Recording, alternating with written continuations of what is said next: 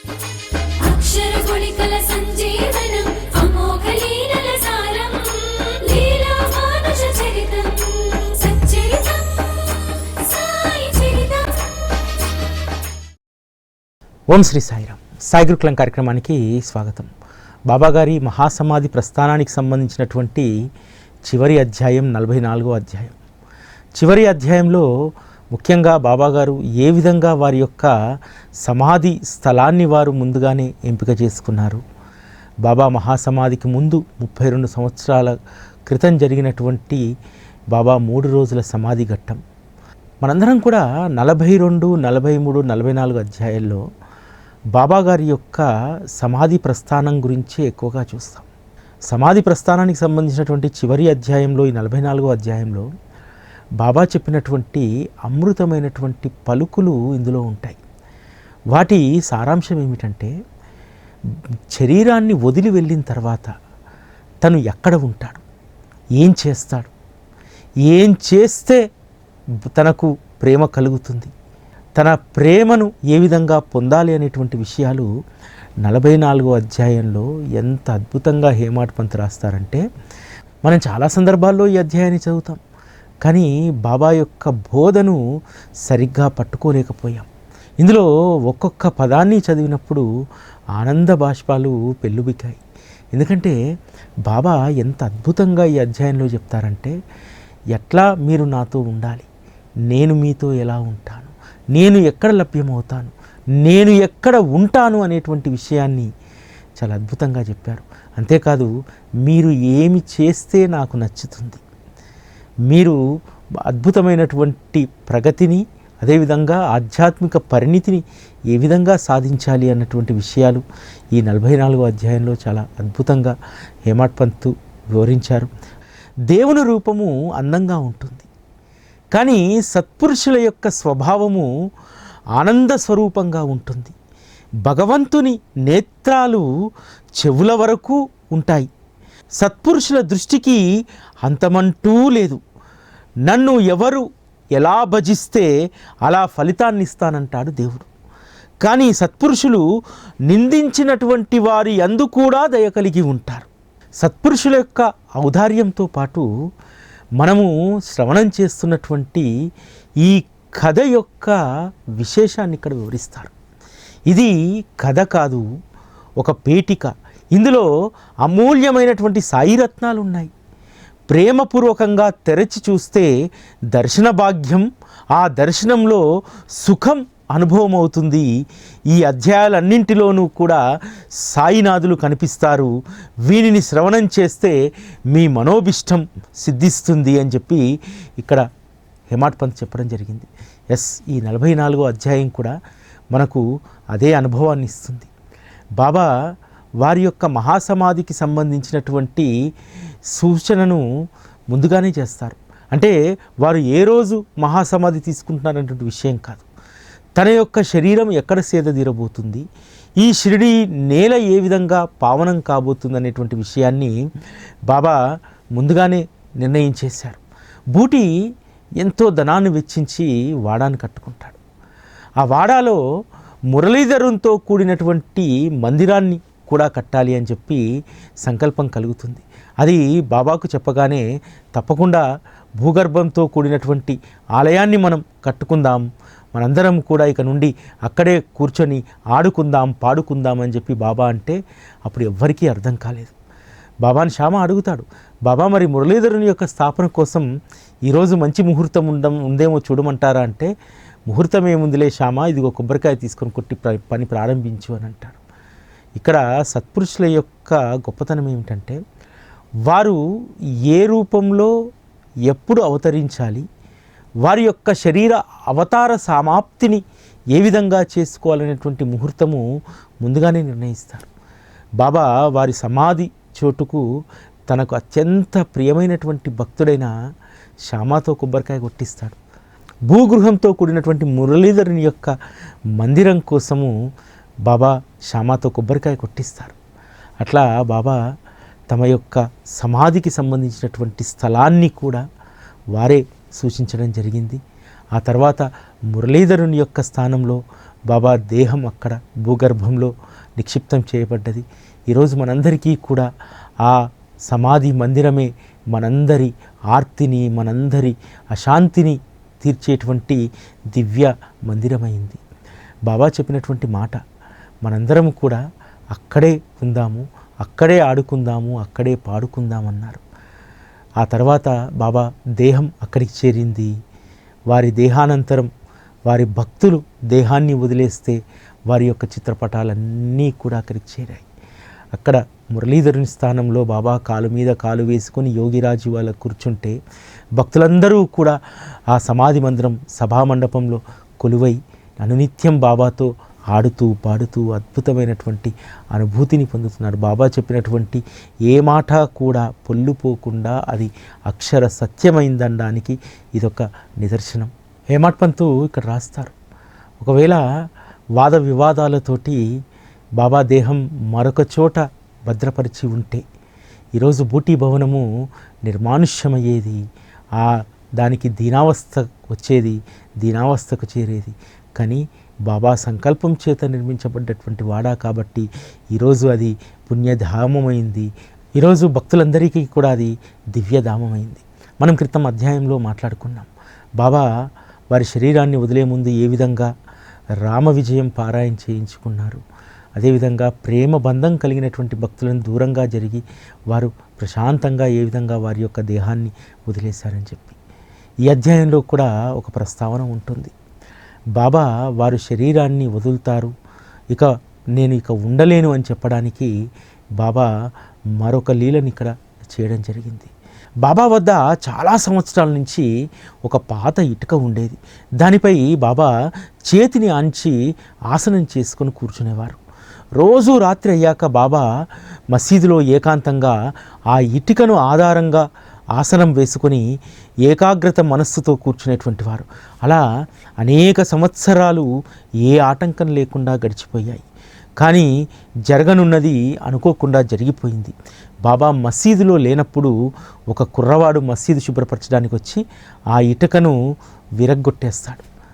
బాబా లెండీకి వెళ్ళి వచ్చి ఆ ఇటుకను చూసి ఆ కింద పడ్డటువంటి ఆ 2 ముక్కలను తన హృదయానికి హత్తుకొని, ఇది ఇటుక కాదు, నా కర్మ బ్రద్దలైపోయింది అని ఎంతో కలవరపడతారు.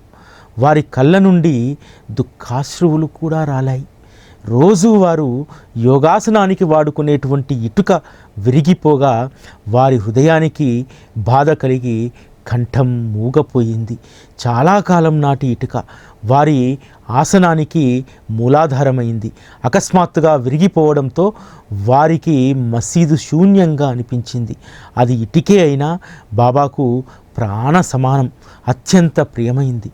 అందువలన దాని స్థితిని చూసి బాబా బాధపడ్డారు. ఆ ఇటుకకు బాబా మోచేతిని ఆంచి గంటలు గంటలు ఆసనంలో యోగ తత్పరులై కూర్చునేటువంటి వారు. దానిపై వారికి చాలా ప్రేమ. బాబా ఈ విధంగా ఆ ఇటుక గురించి చెప్పారు, దాని సహవాసంలో నేను ఆత్మచింతన చేసేవాడిని, అది నా ప్రాణం, నాకు తోడుగా ఉన్నది, అది విరిగిపోయింది. ఇప్పుడు అది లేక నేను ఉండలేను. ఆ ఇటుక నా జన్మకు తోడుగా ఉన్నది, అది ఈరోజు నన్ను వదిలిపోయింది అని దాని గుణగణాలను బాబా చెప్పుకొని బాధపడ్డారు. ఇక్కడ మనందరికీ కూడా సహజంగానే సందేహం కలుగుతుంది, ఇటుక క్షణభంగురమైనటువంటిది కదా, మరి దానికోసం ఎందుకు బాబా శోకించారు? బాబా చెప్పినటువంటి 2 మాటలు ఇందులో మనం గుర్తుపెట్టుకోవాలి. అది నా జీవన సహచరి, దానిపై నాకు ఎంతో ప్రేమ, అది నా ప్రాణంతో సమానం. అటువంటి ఇటుక విరిగిపోయి పడి ఉండడం బాబా భరించలేకపోతాడు. దానికి సూచిక ఏంటంటే, ఇక్కడ ఒక ఇటుక ముక్కనే విరిగిపోతే తట్టుకోలేనటువంటి బాబా ఇటుక పైన ఒక ప్రేమ వాత్సల్యాన్ని ఏర్పరచుకున్నాడు. తనకు ఆసనంగా మారింది, తన యొక్క యోగ చింతనకు అది ఉపయోగపడ్డది. ఎన్నో సంవత్సరాలుగా తనతో పాటు ఉన్నటువంటిది. ఆ ఇటుక ఇరిగిపోతే బాబా బాధపడ్డారు. ఇక్కడ మనందరం కూడా గమనించాల్సింది ఏంటంటే, తనతో రుణానుబంధం ఉన్నటువంటి బిడ్డ ఎవరైనా తనకు దూరమైతే, ఏ బిడ్డకైనా ఏదైనా జరిగితే ఎందుకంటే బాబా తనను చేరినటువంటి భక్తులందరినీ కూడా ఇటుకలాగానే ప్రాణప్రదంగా ప్రేమిస్తారు. ఆ ప్రాణప్రదంగా ప్రేమించినటువంటి వారికి తన ప్రేమను పంచుతారు. బాబాకు తన భక్తులే సర్వస్వం, తన భక్తులే ప్రాణం. అందుకని మీరు ఎవరైనా నా నుంచి విడిపోతే నేను చాలా బాధపడతాను, ఆ బాధతోటి నేను దుఃఖిస్తాను అనేటువంటి విషయాన్ని బాబా ఇక్కడ ఇటుక వృత్తాంతం ద్వారా మనకు తెలియజేస్తున్నారు. ఇక్కడ ఆయనను మనం ఎంతగా ప్రేమిస్తామో ఆయన మనకు అంత రెట్టింపుగా మనల్ని ప్రేమిస్తారు. కాబట్టి ఆయన ప్రేమించినటువంటి మనం దారి తప్పితే, మనం విడిపోతే ఆయన బాధపడతారు. కాబట్టి మనందరము కూడా బాబా ప్రేమను ఎంత జాగ్రత్తగా మనం ఆస్వాదించాలి. ఎటువంటి తప్పిదాలు చేయకుండా బాబా చెప్పినటువంటి మార్గంలో జీవించడం అనేటువంటిది బాబా సంతోషించేటువంటి విషయం. కాబట్టి ఒక ఇటుకనే అంతగా ప్రేమిస్తే బాబా మనల్ని ఎంతగా ప్రేమిస్తారో ఒకసారి అర్థం చేసుకోండి. ఈ అధ్యాయంలో మరొక ప్రస్తావన ఉంటుంది. బాబా మహాసమాధి కంటే ముందే 32 సంవత్సరాల ముందు 3 రోజులు వారి యొక్క శరీరాన్ని మహల్సాపతి ఒడిలో ఉంచి వారి యొక్క ఆత్మను బ్రహ్మాండంలో లీనం చేస్తారు. మార్గశిర పౌర్ణమి రోజు బాబా ఆయాసంతో బాధపడుతూ ఉంటాడు. మహల్సాను పిలిచి, మహల్సా, నేను ఒక్కసారి దేవుడి వద్దకు వెళ్ళి రావాలి, నా శరీరాన్ని నువ్వు కాపాడు, 3 రోజుల తర్వాత వస్తాను అని చెప్పి మహల్సా ఒడిలో ఒదిగి వారి యొక్క ఆత్మ బయటికి వెళ్ళిపోతుంది. మహల్సాపతి ఎంతో శ్రద్ధతోటి బాబా యొక్క శరీరాన్ని కాపాడతారు. కానీ అప్పాకులకర్ణి, అదేవిధంగా కాశీరాం షింపి లాంటి వారు కూడా బాబా ఇక లేరని, బాబా ప్రస్థానం ముగిసిపోయిందని చెప్పి వాళ్ళందరూ కూడా బాబా సమాధికి సంబంధించి ఎక్కడ చేయాలి, ఏం చేయాలనేటువంటి ఆ డిస్కషన్లో ఉంటారు. కానీ మహల్సాపతి మాత్రం ఏమాత్రం కూడా చలించకుండా, నా భగవాన్ మళ్ళీ తిరిగి వస్తానన్నాడు, తప్పకుండా నా భగవాన్ ఇచ్చిన మాట తప్పడు, ఆడిన మాట తప్పడు అనేటువంటి దానితోటి భీష్మించుకొని కూర్చుంటాడు. 2వ రోజు సరికి బాబా యొక్క ఇంద్రియాలన్నీ కూడా బిగుసుకపోయాయి. అదేవిధంగా శరీరం అంతా కూడా చల్లబడిపోయింది. అలా 3వ రోజు అందరూ కూడా ఇక బాబా చెప్పినట్టు మసీదు 6 బయట సమాధిని తవ్వి అందులో వారి దేహాన్ని నుంచి 2 జెండాలు పాతమన్నాడు కదా మహల్సాపతితోటి. అటువంటి ఏర్పాట్లకు ఉపక్రమిస్తున్నారు. డాక్టర్ వచ్చి పరీక్షిస్తాడు. అసంభవము, మరణించినటువంటి వారు మళ్ళీ లేవడం అనేటువంటి, తిరిగి శ్వాస రావడం అనేటువంటిది అసంభవము. అది కూడా 48 గంటలు గడిచిపోయింది, ఇప్పుడు 70 గంటలు పూర్తిగా వస్తుంది, ఇక లేవడం అనేటువంటిది అసాధ్యం అని చెప్పి, అసలే ఊర్లో కలరా అనేక అంటువ్యాధులు ప్రబలుతున్నాయి, ఇలా మృతదేహాన్ని ఈ విధంగా పెట్టడం అనేటువంటి సరైనటువంటిది కాదు అని చెప్పి డాక్టర్ వారిస్తాడు. ఇలా వాదోపవాదాలు జరుగుతుండగా బాబాలో ఒక్కసారిగా చైతన్యం వస్తుంది. అప్పుడే నిద్ర నుంచి లేచినటువంటి వాడిలా బాబా మహల్సా ఒడిలో నుంచి లేచి కూర్చుంటాడు. ఆ దృశ్యాన్ని చూసినటువంటి షిరిడీ జనులంతా కూడా ఆనందభరితులవుతారు. బాబా యొక్క సహచర్యం మనకు దూరమైందన్నటువంటి బాధను ఒక్క క్షణంలో వారు మర్చిపోతారు. ఆ విధంగా బాబా మహాసమాధి కంటే 32 సంవత్సరాల ముందే ఈ సంఘటన జరిగింది. ఆ రోజు మహల్సాపతి భీష్మించుకొని కూర్చోకపోతే, మహల్సాపతిని అడుగుతారు అందరూ, బాబా శరీరాన్ని అప్పగించు అనంటే, ముందు నా ప్రాణాలను తీసి అప్పుడు బాబా శరీరాన్ని తీసుకోండి, నా కంఠంలో ప్రాణం ఉన్నంత వరకు బాబా యొక్క దేహాన్ని నేను అప్పగించను అని చెప్పి మహల్సా పట్టినటువంటి పట్టుకు బాబా మళ్ళీ తిరిగి వచ్చారు. బాబా ప్రస్థానం ఆ రోజే ముగిసిపోయి ఉంటే ఈరోజు మనందరం ఇలా కూర్చొని మాట్లాడుకునేటువంటి వాళ్ళం కాదు. బాబా మహత్తు ఎప్పుడో అంతరించిపోయేది. ఎందుకంటే అప్పటికి నానాసాహెబ్ చందోర్కర్ లాంటి వాళ్ళు, అదేవిధంగా దాస్గన్ మహారాజ్ లాంటి వాళ్ళు ఏ భక్తులు రాలేదు, బాబా యొక్క వైభవము షిరిడి దాటలేదు. అటువంటి సందర్భంలో బాబా దేహం కనుమరుగైపోతే ఈరోజు మనలాంటి అనాథలు, అభాగ్యులు, దిక్కుతోచినటువంటి స్థితిలో ఉండేటువంటి వాళ్ళం. ఈరోజు ఎవరమైతే బాబాయే సర్వస్వం అని చెప్పి బ్రతుకుతున్నామో వాళ్ళందరము కూడా బాబా 3 రోజుల సమాధికి సంబంధించినటువంటి ఘట్టాన్ని ప్రతిసారి కూడా గుర్తు చేసుకోవాలి. ఆ రోజే బాబా కనుమరుగైపోయి ఉంటే, బాబా దేహం పూడ్చివేయబడి ఉంటే బాబా యొక్క మహత్తు మన వరకు వచ్చేదా అనే విషయాన్ని ఎప్పుడూ మనం గుర్తుపెట్టుకోవాలి. మహల్సా బాబా దేహాన్ని కాపాడారు కాబట్టి, కాపు కాచాడు కాబట్టి ఈరోజు మనందరము కూడా బాబా యొక్క ప్రేమానురాగాలను మనం పొందగలిగాం. ఆయన సాహచర్యంలో సుఖశాంతులతో మనము వర్ధిల్లగలుగుతున్నాం. బాబా మహాసమాధి ప్రస్థానం కేవలం ఒక బూటకం, మనుషులను మభ్యపెట్టడానికి వారు ఆడినటువంటి నాటకం. వారు ఎన్నో పాత్రల్లో నటించగలరు. నశ్వరమైన శరీరాన్ని వదిలి అవినాశి అయ్యారు. హేమాడ్ పంతు బాబా దేహానికి పరిమితం కాదనేటువంటి విషయాలను చాలా అద్భుతంగా ఇక్కడ రాయడం జరిగింది. వారి హృదయంలో ఉన్నటువంటి ప్రేమను మనం పదిలపరుచుకొని వారిని అవగాహన చేసుకొని మన యొక్క చివరి కార్యాన్ని మనం సాధించుకోవాలి. వారిని మనఃపూర్వకంగా ఆరాధిస్తూ భక్తిభావంతో స్మరించే భక్తులందరికీ వారి సర్వవ్యాపకత్వం అనుభవంలోకి వస్తుంది. బాబా యొక్క ప్రస్థానం కేవలం శరీరానికి పరిమితమైనటువంటిది కాదు. వారు సర్వత్రా ప్రకటితమవుతారు, సర్వత్రా వ్యాపించి ఉంటారనేటువంటి విషయాన్ని మనందరం కూడా అనుభవపూర్వకంగా తెలుసుకోవాలని చెప్పి హేమాడ్ పంత్ ఇక్కడ చెప్తున్నారు. ఈరోజు మనందరం కూడా అదే అనుభవాన్ని పొందుతున్నటువంటి వాళ్ళం. సచ్చరితలో ఏ అనుభవాన్ని అయితే పొంది బాబా సర్వవ్యాపకత్వాన్ని చూడమని చెప్పి చెప్పిందో, ఈరోజు బాబాను ఆశ్రయించినటువంటి మనందరము కూడా బాబా యొక్క సర్వవ్యాపకత్వాన్ని మనం ఈరోజు అనుభవిస్తున్నాం. మనం పిలవగానే, తలుచుకోగానే బాబా మన ఎదుట నిగూఢ రూపంలో ఉండి మనం సాధించాల్సినటువంటి పనులను ఏ విధంగా సాధించి పెడుతున్నారు, అలజడులతో ఉన్నటువంటి మనుషులపైన ఏ విధంగా వారి యొక్క శాంతి కృపావర్షాన్ని వారు కురిపిస్తున్నారు, ఇవన్నీ కూడా మనం అనుభవపూర్వకంగా తెలుసుకుంటూనే ఉన్నాం. ఇక్కడ ఒక అద్భుతమైనటువంటి ఉపమానం హేమాడ్ పంత్ రాస్తారు. ఆభరణాలుగా మారకముందు దాన్ని బంగారం అంటారు. బంగారం వివిధ రకాలైనటువంటి ఆభరణాలుగా మారుతుంది. ఆ తర్వాత మళ్ళీ వాటిని కరిగించిన తర్వాత అది బంగారంగానే ఉండిపోతుంది. ఇక్కడ ఆభరణాలు అనేటువంటి శాశ్వతం కాదు, దాంట్లో ఉన్నటువంటి బంగారం మాత్రమే శాశ్వతం. బంగారం అనేటువంటి ఈ ముద్దయే సత్యము. అదేవిధంగా బాబా శరీరం అనేటువంటిది నశ్వరమైనటువంటిది. ఆ శరీరం వెళ్ళినా సరే ఆ బంగారం అలానే ఉంటుంది. ఆ బంగారానికి విలువ తగ్గదు, దాని మహిమ తగ్గదు అనేటువంటి విషయాన్ని ఇక్కడ చాలా అద్భుతంగా హేమాడ్ పంత్ చెప్తారు. హేమాడ్ పంత్ ఇక్కడ రాసుకుంటారు. హేమాడ్ పంతు ఈ బంగారంలో సంపూర్ణంగా లీనమై సుగుణాలు గల సాయి చరణాలకు అంకితమై ప్రళయాంతం వరకు వసించుగాక. అంటే హేమాడ్ పంత్ కూడా ఎంత చక్కగా రాసుకున్నారు చూడండి.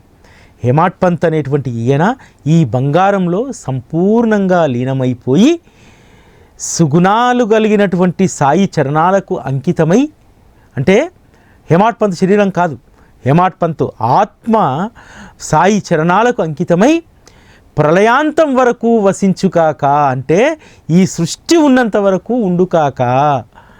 మనం కూడా అదే బాబాని అడగాలి. బాబా, నీ బంగారు చరణాల్లో మేము కూడా సంపూర్ణంగా లీనమై ఈ సృష్టి ఉన్నంత వరకు మీ చరణాల్లోనే మేము రమింపుముగాక, అటువంటి అనుగ్రహాన్ని ఇవ్వు అని చెప్పి బాబాను మనం అడగాలి. బాబా మహాసమాధి ఘట్టం ముగుస్తుంది. ముగిసిన తర్వాత బాబాకు 13వ రోజు దినం జరుపుతారు. భక్తరత్నమైనటువంటి బాలాసాహెబ్ బాటే మరియు గ్రామంలోని బ్రాహ్మణులను కూర్చొని ఉత్తర క్రియావిధి ప్రారంభించాడు. బాలాసాహెబ్ సచేల స్నానం చేసి తన చేతి మీదుగా తిలాంజలి, తిలతర్పణం, పిండ ప్రదానం చేశాడు. సపిండీకరణం మొదలైన ఉత్తర క్రియలు ఆ వేళయందు శాస్త్రోక్తంగా జరిగాయి. న్యాయ ప్రమాణంగా, ధర్మబద్ధంగా మాసికాలన్నీ కూడా జరిగాయి.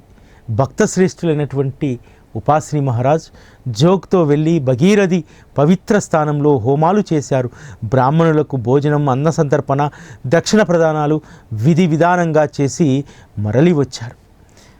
నిజంగా బాలాసాహెబ్ బాటే ఎంత అదృష్టవంతులంటే సాక్షాత్తు పరమాత్మకు 13వ దినం చేశాడు. తూచా తప్పకుండా మాసికాలు చేశాడు. అంటే ఎంత గొప్ప అనుబంధమో చూడండి. బాబానే సర్వస్వంగా భావించి ఉద్యోగాన్ని వదిలేసినటువంటి బాలే బాటే బాబా పట్ల ఉన్నటువంటి అంకిత భావానికి ఇది ఒక నిదర్శనం. బాలే బాటే అందరిలాగా ఎక్కువగా బాబాతో మాట్లాడకపోయేవారు. కేవలం మసీదులో కూర్చొని బాబా చెప్పేటువంటి ఒక్కొక్క మాటను ప్రోగు చేసుకొని బాబాతో ఉన్నటువంటి సమయం తన జీవితం ధన్యమని భావించినటువంటి గొప్ప భాగ్యశీలి. అందుకనే బాబా బాలేబాటేకు ఇంత గొప్ప అవకాశాన్ని ఇచ్చారు. నిజంగా బాలేబాటే అదృష్టం ఇంకెవ్వరికీ రాదు. అలాగని చెప్పి ఎప్పుడూ కూడా బాలేబాటే బాబాకు ఉత్తర క్రియలు చేశాను, నేను చాలా గొప్పవాడిని అనేటువంటి క్లెయిమ్ ఎప్పుడూ చేయలేదు. ఆ గర్వాహంకారాలు ఎప్పుడూ కూడా బాలేబాటేకు రాలేదు. ఆ విధంగా ఎంతో సేవ బాలేబాటే చేస్తారు. ఆ రోజు బాబా పైన ఉన్నటువంటి ప్రేమతోటి అనేక మంది భక్తులు షిరిడీకి వచ్చి బాబా మహాసమాధి మొదటి మహాసమాధి ఉత్సవం వరకు కూడా ప్రతి మాసికానికి పెద్ద ఎత్తున అన్న సంతర్పణలు జరిగేది. ఉపాసిని మహారాజ్ అయితే బాబా పేరు మీద అనేక పవిత్ర ప్రదేశాల్లో, కాశీ లాంటి క్షేత్రాల్లో పిండ ప్రదానాలు, అదేవిధంగా అన్న సంతర్పణలు, బ్రాహ్మణులకు దక్షిణ, ఇవన్నీ కూడా చేసేటువంటి వారు. బాబాతో రుణానుబంధం ఉన్నటువంటి ఆనాటి భక్తులు నిజంగా అదృష్టవంతులు. ఈరోజు మనం వారి యొక్క చర్యలు, వారి యొక్క ప్రస్థానాన్ని సచ్చరితలో చదువుకొని ఈరోజు మనం అందరం కూడా ఆనందభరితలమవుతున్నాం. ఒక్కొక్కసారి బాలేబాటే గురించి చదివినప్పుడు బాలేబాటే 13వ రోజు అదేవిధంగా సమాధి సమయంలో ఉత్తర క్రియలు నిర్వహించారన్నప్పుడు అసలు బాలేబాటే రూపాన్ని తలుచుకుంటే మనస్సు తనువు అన్నీ పులకరించిపోతాయి. ఎంత అదృష్టం ఉంటే అది రావాలి, ఎంత యోగ్యత కలిగినటువంటి వాడు బాలేబాటే అనిపిస్తుంది. బాలేబాటే జీవితం కూడా అలానే గడిచింది. వచ్చినటువంటి పెన్షన్తో తన జీవితాన్ని గడిపాడు. దేనికోసము ఆరాట పడలేదు, ఎక్కడికి వెళ్ళాలనుకోలేదు. తను ఒకసారి షిరిడీకి వచ్చి బాబా దగ్గరికి చేరిన తర్వాత బాలేబాటే ఇంకెక్కడికి కూడా వెళ్ళలేదు. బాబా చరణాల్లోనే లీనమయ్యారు. వారి జీవిత చరమాంకం వరకు కూడా ఏ రోజు కూడా తను ఆర్భాటాలకు వెళ్ళలేదు. తను బాబాకు ఉత్తర క్రియలు చేసినటువంటి ఉత్తమ పురుషుని అనేటువంటి విషయాన్ని కూడా, ఆ గర్వం కూడా ఎక్కడా చెప్పుకోలేదు. షిరిడీకి ఎవరైనా భక్తులు వస్తే బాబా మహాసమాధి తర్వాత వీరు బాలేబాటే అని చెప్పితే తప్ప ఎవరూ కూడా గుర్తుపట్టేటువంటి వాళ్ళు కాదు. అంత నిగూఢంగా బాలేబాటే ఉండిపోయారు. నిజంగా బాలేబాటే, ఉపాసిని మహారాజ్, జోగ్ లాంటి వాళ్ళు అదృష్టవంతులు. బాబా మహాసమాధి తర్వాత బాబా తమవారని భావించి వారు చేసినటువంటి ఆ ఉత్తర క్రియలు అమోఘమైనటువంటివి. బాబా మహాసమాధి తర్వాత మసీదంతా కూడా మూగబోయి ఉండేదట. బాబా ప్రత్యక్షంగా లేకపోయినా, వారితో సంభాషణ లేకపోయినా మసీదును చూడగానే గతించినటువంటి ఆనందాలు, ఆ స్మృతులన్నీ కూడా గుర్తుకొచ్చాయట. బాబా రోజూ కూర్చునేటువంటి పద్ధతిలో వారిని చూసి ఆనందానుభూతిని భక్తులు పొందేవారట. మహల్సా లాంటి వారు బాబా పక్కనే కూర్చున్నట్టు, అక్కడ ఆసనం పక్కనే కూర్చొని బాబా ఇప్పటికీ స్వయంగా ఉన్నారనేటువంటి అనుభవాన్ని చాలా రోజులు అనుభవించారు. ఆ తర్వాత శ్యామారావు జైకర్ ఒక తైలవర్ణ చిత్రాన్ని గీసి బాబా ఎట్లా అయితే ఆసనం మీద కూర్చుంటారో అలానే గీసి ఆ ఫోటోను ద్వారకామాయిలో పెడితే ద్వారకామాయికి వచ్చినటువంటి భక్తులందరికీ కూడా బాబా స్వయంగా అక్కడ ఉన్నారనేటువంటి అనుభవం కలిగేది. ఇప్పటికీ కూడా మనం ద్వారకామాయికి వెళ్తే అక్కడ ఉన్నటువంటి బాబా చిత్రపటాన్ని చూస్తే బాబాయే స్వయంగా అలా దునికి ముఖం చేసి కూర్చున్నారు, వారే అక్కడ ఉన్నారనేటువంటి అనుభవం మనకు కలుగుతుంది. బాబా తనను ఆశ్రయించినటువంటి ప్రతి భక్తుని కూడా వారు ఎంచుకున్నటువంటి లక్ష్యాన్ని చేర్చారు. ఒక్కొక్కరు ఒక్కొక్క లక్ష్యంతో బాబా వద్దకు వస్తారు. అలా వచ్చినటువంటి వారి లక్ష్యాలన్నింటినీ కూడా, వారి సత్సంకల్పాలన్నింటినీ కూడా బాబా తీర్చారు. ఒకసారి జోగు బాబాను అడుగుతాడు, బాబా నా స్థితి ఇంకా ఇదేనా? నా కర్మగతి విచిత్రం, నేనెప్పుడు మంచి స్థితిని పొందుతాను? అనేక సంవత్సరాల నుండి నేను మీకు అనన్య సేవ చేస్తున్నాను కదా, మరి దేవా ఈ చంచల మనస్సుకు ఇంకా శాంతి లేదు ఎందుకు? నేను ఇంతటి దౌర్భాగ్యున్నా?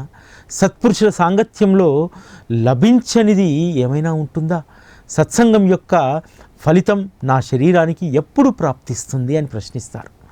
జోగ్ యొక్క మొరను విన్నటువంటి సాయినాథులు పరమ ప్రీతితో జోగ్కు ఏమని ప్రత్యుత్తరం ఇచ్చారో వినండి. నీ దుష్కర్మలు నశించి నీ పాపపుణ్యాలు బూడిదైపోయినప్పుడు, నీ భుజానికి జోలిని చూచినప్పుడు నీవు భాగ్యశీలివని నేను అంగీకరిస్తాను. నీ ఉపాధి తొలగిపోయినప్పుడు, నీవు భగవద్భక్తిలో మునిగిపోయినప్పుడు, ఆశాపాశ బంధం విడిపోయినప్పుడు నిన్ను నేను భాగ్యవంతుడని తలుస్తాను. విషయ సుఖాలలోని ఆసక్తిని త్యజించి నేను నీవనే భేదభావం తొలగినప్పుడు, జిహ్వను ఉపవాస్త అదుపులో ఉంచుకున్నప్పుడు నీవు భాగ్యశాలివని నేను అంగీకరిస్తాను. కొంతకాలానికి బాబా వచనం సత్యమైంది. సద్గురు కృప వల్ల బాబా చెప్పిన విధంగానే జోగ్కు వైరాగ్యం కలిగింది. అతనికి పుత్ర సంతానం కానీ సంతతి కానీ లేదు. భార్య సద్గతి పొందిన తర్వాత జోగు సన్యసించాడు. దాంతో వైరాగ్యం సాయి యొక్క వచనం సత్యమై జోగ్ భాగ్యవంతుడయ్యాడు. చివరకు సన్యాస సంపన్నుడై బ్రహ్మలో విలీనమయ్యారు. బాబా చెప్పిన విధంగానే అతని స్థితి పరిణమించింది. సాయి యొక్క వచనం సత్యమైంది. జోగ్ భాగ్యశాలి అయ్యాడు. ఇక్కడ గొప్పతనం ఏమిటంటే బాబా అనేక విషయాలు అనేక మందికి చెప్తాడు, కానీ దాన్ని పట్టుకున్నటువంటి వారు, దాన్ని ఆచరించినటువంటి వారు, ఆశాపాశ బంధాలన్నీ కూడా తొలగిపోయినప్పుడు నీవు భాగ్యశాలివి అని చెప్పానంటారు. నీ భుజానికి జోలె చూసినప్పుడు అప్పుడు నువ్వు భాగ్యవంతుడు అని చెప్పి నేను భావిస్తాను. అంటే సద్గురువు మనకు అనేకం బోధిస్తారు. మనం ఏ స్థితికి వెళ్ళాలంటే ఏ దాన్ని అనుసరించాలనేటువంటిది బాబా ఎప్పుడూ కూడా తన భక్తులకు చెప్తూనే ఉంటారు. అందుకు బాబా చూసేటువంటిది భక్తుడి యొక్క అర్హత పరిణితిని చూస్తారు. బాబా ఎప్పుడూ కూడా భక్తుల శ్రేయస్సు కోసం తప్పించిపోయేవారు. ఆ భక్తుల శ్రేయస్సు కోసము దీనదయాలువైనటువంటి సాయి షిరిడీలో త్రికాలాలలో బోధనామృతాన్ని కురిపిస్తునేటువంటి వారే. ఆ బోధ గనక మనం చదివితే, వాటిని గుర్తుపెట్టుకుంటే బాబా నిత్య సజీవుడు అనేటువంటి విషయాన్ని మనం గుర్తిస్తాం. ఎంత అద్భుతమైనటువంటి వచనాలు ఈ అధ్యాయంలో ఉంటాయంటే, నా యందు అత్యంత ప్రీతి గల వారిపై నా దృష్టి ఎల్లప్పుడూ ఉంటుంది, వారికి నేను లేని ప్రపంచం శూన్యం. దీన్ని మనం అందరము గమనించాలి. ఎవరైతే బాబాను అమితంగా ప్రేమిస్తామో, సాయి అనేటువంటి నామం లేనటువంటి తలవనటువంటి రోజు, వారి రూపాన్ని ధ్యానించినటువంటి రోజు ప్రపంచం ఖచ్చితంగా మనకు శూన్యంగా కనిపిస్తుంది. చాలా సందర్భాల్లో నేను కూడా గమనించాను. ఏ రోజైనా ఇతర పనుల్లో పడి ఒక్క పూట బాబా తలంపు లేకపోతే, ఆయన రూపాన్ని ధ్యానించకపోతే కొద్దిసేపటి తర్వాత ప్రపంచం శూన్యంలా కనిపిస్తుంది. ఎవరైతే నన్ను ప్రాణసమానంగా ప్రేమిస్తారో వారి నోట నా మాటే ఉంటుంది, వారు నిరంతరం నా ధ్యానమే చేస్తారు. చాలామందిని మనం గమనిస్తే ఏ విషయం మాట్లాడుతున్నా ఆవు కథలాగా ఏ ప్రస్తావన వచ్చినా సాయి అనేటువంటి ప్రస్తావన లేకుండా మాట మాట్లాడినటువంటి వాళ్ళు చాలామంది నాకు తెలుసు. ఎందుకంటే మనం లౌకికపరమైనటువంటి డిస్కషన్లో ఉన్నప్పటికీ కూడా అనేక విషయాల గురించి మాట్లాడుకుంటున్నప్పుడు సాయి అనేటువంటి మాట అందులోకి ప్రవేశిస్తుంది. బాబా చెప్పినటువంటి మాట వాస్తవం. ఎవరైతే నన్ను ప్రాణ సమానంగా చూస్తారో వారి నోటి వెంట నా మాటే ఉంటుంది, వారు నిరంతరం నా ధ్యానమే చేస్తారు, జిహ్వతో నా నామాన్నే జపిస్తారు, వస్తున్నా పోతున్నా ఏం చేస్తున్నా నా చరిత్రనే గానం చేస్తారు. ఈ విధంగా వారి యొక్క చిత్తం నా ఆకారాన్ని పొందినప్పుడు ఇక మంచి చెడు కర్మల యందు నివృత్తి కలుగుతుంది. అంతే కదా, మన చిత్తం బాబాని అయినప్పుడు ఇక మంచి చెడు కర్మలు అనేటువంటివి మనకేం సంబంధం? ఇవన్నీ కూడా బాబానే చూసుకుంటాడు. ఆ మంచి చెడు కర్మల యందు నివృత్తి కలుగుతుంది. నా సేవ యందే ఆదరం ఉన్న చోట నేను ఎల్లప్పుడూ అక్కడే తిష్ట వేసుకొని ఉంటాను. నాకు అనన్య శరణుజొచ్చి అనవరతం నా స్మరణ చేసేవారికి నేను రుణపడి ఉంటూ వారిని ఉద్ధరించి నా రుణం తీర్చుకుంటాను. ఈరోజు మనందరము కూడా బాబాకు అనన్య శరణుజొచ్చి వారి నామస్మరణ చేస్తే ఆయన మనకు రుణపడి ఉంటాడట. ఆ రుణాన్ని తీర్చుకోవడానికి మనకు ఆయన సేవ చేస్తాడట. అంటే బాబా శరీరాన్ని వదిలిన తర్వాత వారి కరుణ ఎంత అమోఘమైనటువంటిది, వారి అనురాగం ఎంత గొప్పది అనేటువంటి విషయాన్ని హేమాడ్ పంతు చాలా చక్కగా ఇక్కడ పొందుపరచడం జరిగింది. ముందుగా నాకు అర్పించకుండా, ఏమీ తినకుండా, రసాస్వాదన చేయకుండా, ఎప్పుడు నా నిధి ధ్యాసలో ఉండేవారి ఆధీనంలో నేను ఉంటాను. బాబా ఎవరి ఆధీనంలో ఉంటారంటే, ముందుగా నాకు అర్పించకుండా, ఏమీ తినకుండా, రసాస్వాదన చేయకుండా ఎప్పుడూ నా నిధి ధ్యాసలో ఉండేటువంటి వారి చెంత నేను ఉంటాను. వారి చెంత ఉండడం కాదు, వారి ఆధీనంలో ఉంటారట. అంతేకాదు, ఆకలి దప్పికలు కూడా నేనే అయి నా సమానులు మరెవరూ లేరని తలిచేటువంటి వారినే నేను ఎల్లప్పుడూ గుర్తించుకుంటాను. వారి ఆధీనంలో ఉండి ప్రవర్తిస్తాను. ఎంత గొప్ప మాట చెప్పారు చూడండి. ఆకలి దప్పికలు కూడా నేనే అయి.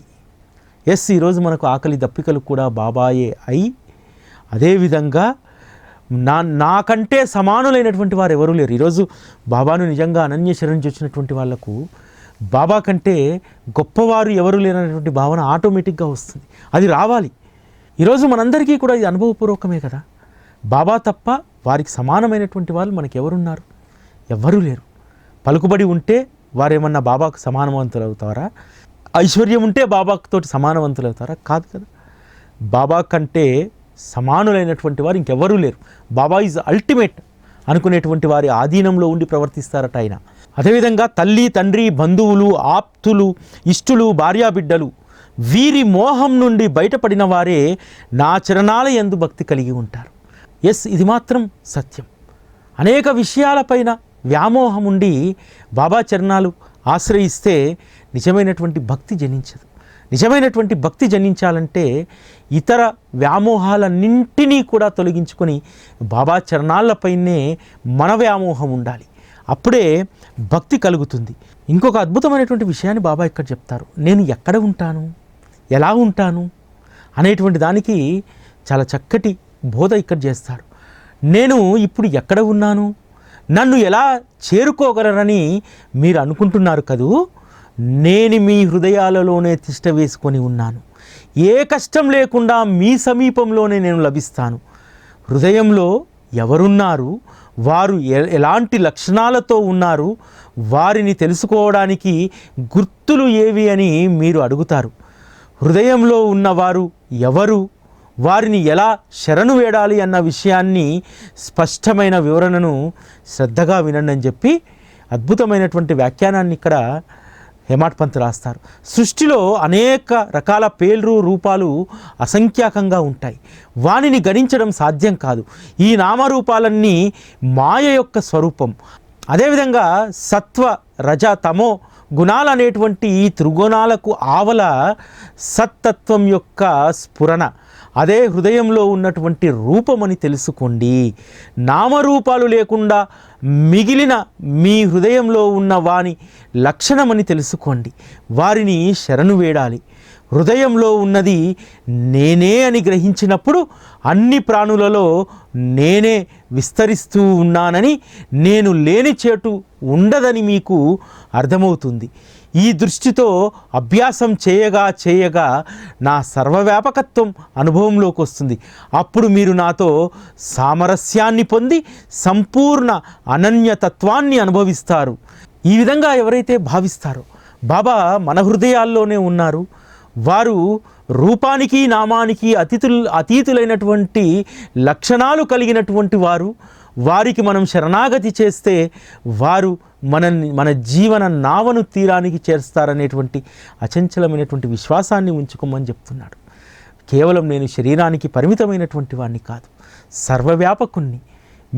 అందుకోసము నేను ఎక్కడో ఉండను, ఎప్పుడూ మీ హృదయాల్లోనే ఉంటాను, మీకు అత్యంత దగ్గరగా నేను ఉంటాను అనేటువంటి విషయాన్ని ఈ మహాసమాధి ప్రస్థానానికి సంబంధించినటువంటి చివరి అధ్యాయం 44లో బాబా చాలా విస్పష్టంగా చెప్పడం జరిగింది. బాబా ఈ అధ్యాయంలో చెప్పినటువంటి అనుభవాలన్నీ కూడా మన మనస్సుకు పట్టాలని, అటువంటి కృపను చూపాలని చెప్పి శ్రీ సాయి భగవానుని వేడుకుంటూ ఓం శ్రీ సాయిరామ్.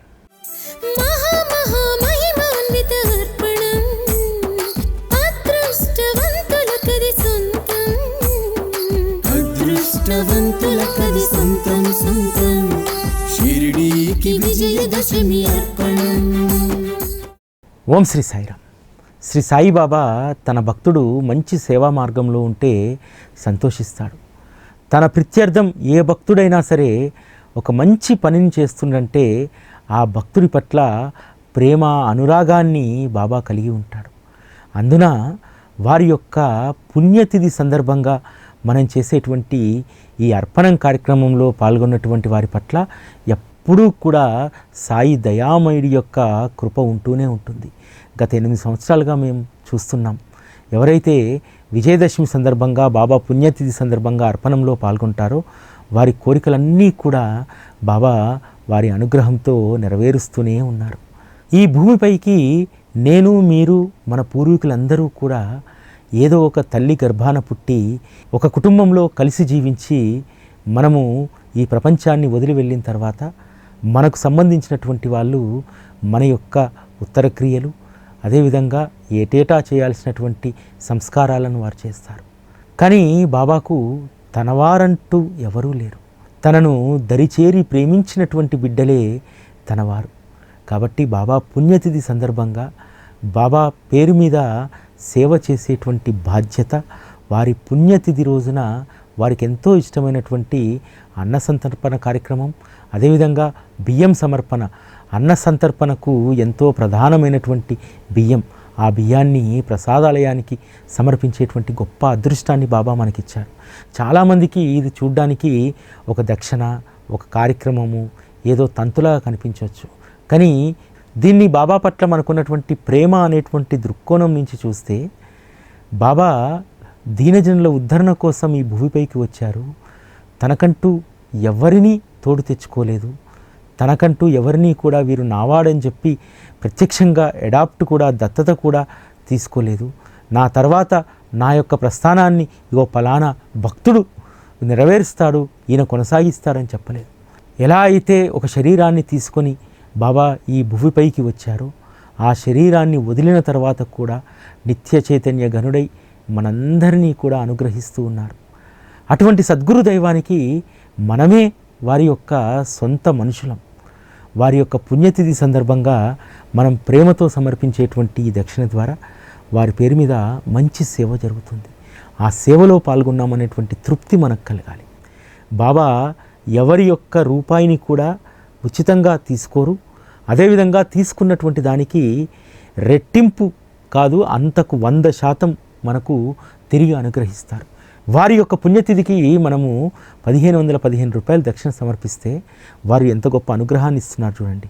అసలు మనం ఇల్లు కదలకపోయినా సరే ఎంతో మహిమాన్వితమైనటువంటి వరాల సాయి మందిరంలో నవరాత్రుల్లో 3 రోజులు పూజ జరుగుతుంది. షిరిడీలో పూజ జరుగుతుంది. అదేవిధంగా షిరిడీలో అన్న సంతర్పణ జరుగుతుంది. అంతేకాదు, అంతకంటే ప్రధానమైనటువంటిది మన పేరు మీద బాబా మహాసమాధికి కావలసినటువంటి అన్న సంతర్పణకు కావలసినటువంటి బియ్యాన్ని మనం ప్రసాదాలయానికి సమర్పిస్తున్నాం. ఎంత గొప్ప పనులు మనతో బాబా చేస్తున్నారో చూడండి.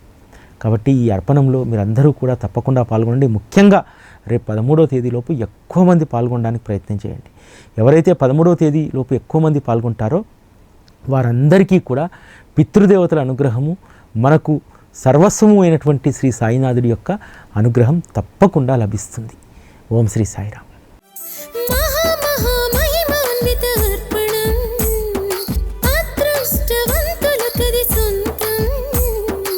అదృష్టవంతులకది సొంతం సొంతం షిరిడీకి విజయదశమి అర్పణం.